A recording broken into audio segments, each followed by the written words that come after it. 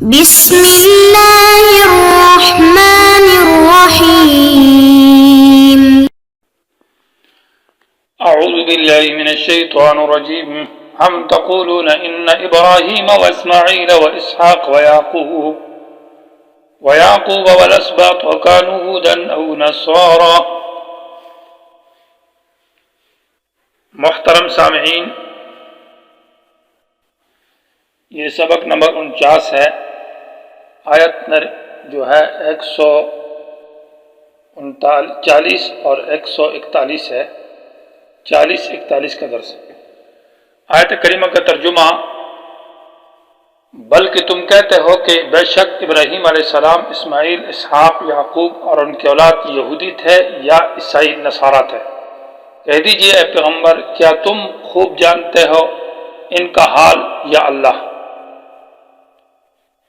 اور کون بڑا ظالم ہے اس شخص کے مقابلے میں جو چھپائے علم کو جو اس کے پاس ہے اور اللہ کی طرف سے ہے۔ نہیں ہے بے خبر اللہ ان اعمال سے جو تم کرتے ہو۔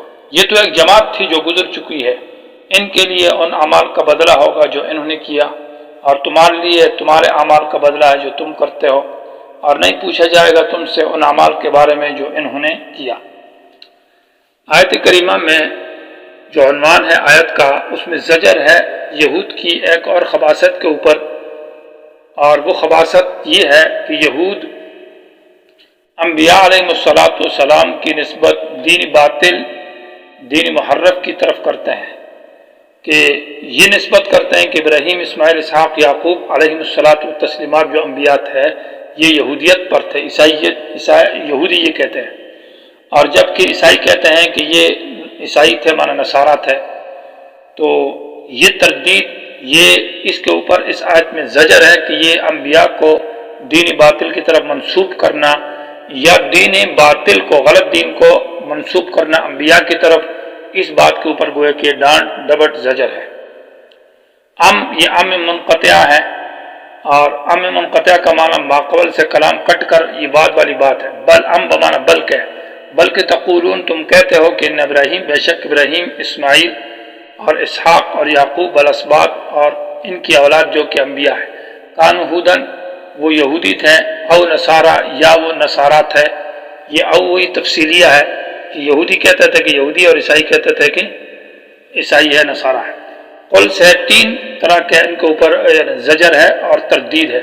پہلی تردید قل انتم عالم ام اللہ، دوسری تردید جو رد ہے ومن اظلم ممن کتم شہادتا، اور تیسرا رد جو ہے وما اللہ بغافل عما تعملون، اور چوتھا رد تلک امۃ قد خلت کی آیت میں۔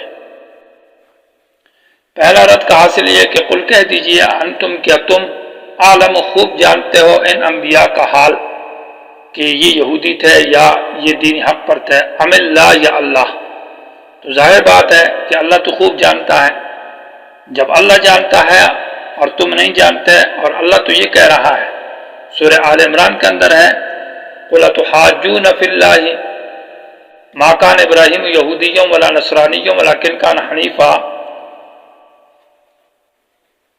سورہ آل عمران جو تیسرے پاؤ کے بعد ہے، اس میں ہا انتم ہا اولائی، کہ تم لوگ ہو، یا اہل الکتاب لم تحاجون فی ابراہیم، کہ تم ابراہیم کے بارے میں جھگڑتے ہو، وما انزلت التوراۃ والانجیل الا من بعد افلا تعقلون، کہ ابراہیم یہودی تھا، حالانکہ تورات تو بہت بعد میں آئی ہے، انجیل بھی بہت بعد میں آئی، اور ابراہیم علیہ السلام تو بہت پہلے گزرے۔ حضرت ابراہیم کے دور میں نہ تورات تھی تو یہودیت نہیں تھی، اور حضرت ابراہیم کے دور میں انجیل نہیں تھی تو عیسائیت، نصارہ بھی نہیں تھے، تو کیسے تم اس کی طرف نسبت کرتے ہو؟ بعد میں تردید کیا کہ ما کان ابراہیم یہودیوں ولا نصرانیہ، ابراہیم تو نہ یہودی تھا اور نہ نصرانی تھا، ولیکن کان حنیفا مسلمہ، وہ تو دین حق پر، دین توحید پر تھا اور مسلم تھا، ما کان من المشرکین، اور نہ مشرکین میں سے۔ تو اللہ نے تو رد کیا ہے، اور باقی انبیاء جو ہے ابراہیم علیہ السلام کے علاوہ، وہ گویا کہ چونکہ ملت ابراہیمی کے اوپر ہے، اس لیے گویا کہ وہ بھی اس یہودیت محرفہ کے اوپر نہیں تھے، تو تردن للباب، وہ حضرت ابراہیم کے اندر داخل ہیں۔ دوسرا رد جو ہے ومن اظلم ممن کتم سے ہے، کہ کون بڑا ظالم ہے اس شخص کے مقابلے میں کتم جو چھپاتا ہے، شہادتاً من علم، عندہ جو اس کے پاس ہے، ایک حق بات کا علم ہے اور اس آدمی کو معلوم بھی ہے، اور وہ علم جو حق ہے وہ من اللہ، اللہ کی طرف سے ہے، وہی کا علم ہے، صحیح بات ہے، اور اس بات کو یہ چھپائے تو یہ بہت بڑا ظالم ہے۔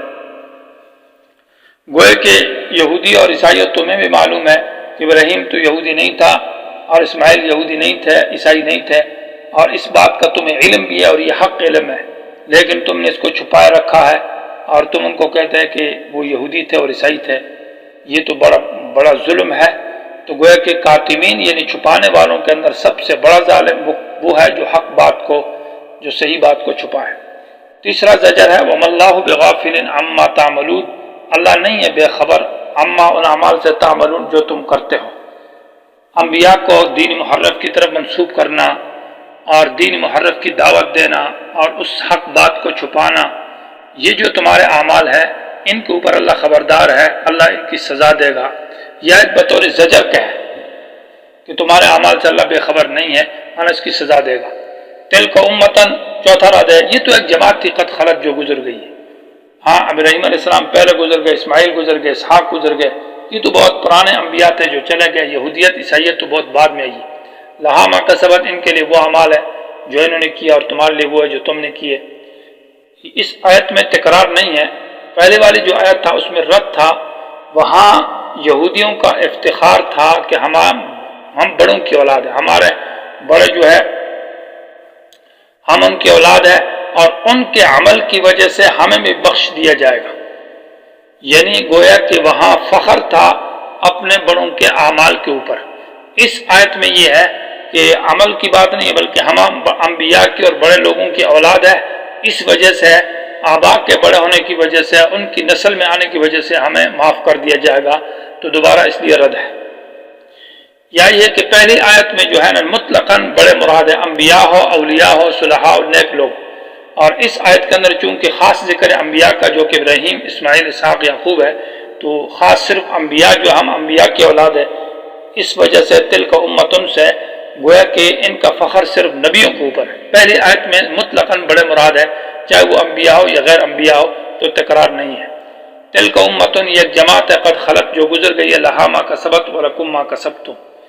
یا مطلب یہ تکرار نہیں ہے، جب بار بار آدمی یہ بات کرتا ہے کہ بھائی میرے ساتھ نہیں چھوڑو، ہم بڑے لوگوں کی اولاد ہے، ہم نبیوں کی اولاد ہے، تو اس سے پھر جواب میں یہی کیا جاتا بھائی وہ گزر گئے، ان کا عمل ان کے لیے، تمہارے لیے تمہارا۔ وہ پھر یہی بات کرتا ہے کہ بھائی ہمارے ساتھ نہیں چھوڑو، ہمیں برا بلا نہ کہو، ہم بڑے لوگوں کی اولاد ہے، تو پھر جواب میں کہہ دیا جاتا ہے کہ تلک امتن قد خلت۔ تو چونکہ وہ بار بار کی جاتی ہے تو اس لیے رد بھی اس کے اوپر بار بار ہوتا ہے، کوئی کہ تکرار نہیں ہے۔ تو یہ ایک جماعت تھی قد خلت، یقیناً گزر گئی ہے، لہا ان کے لیے ما وہ عمل کسبت جو انہوں نے کیا، ولکم ما کسبتم، اور تمہارے لیے ان اعمال کا بدلہ ہے جو تم کرو گے، ولا تسألون، نہیں پوچھا جائے گا، عما کانوا یعملون۔ وہ کہ یہاں پر ایک سپارہ پورا ہو جاتا ہے اور اس کے بعد انشاءاللہ کل کا جو درس ہوگا وہ سیقول السفہاء سے شروع ہوگا۔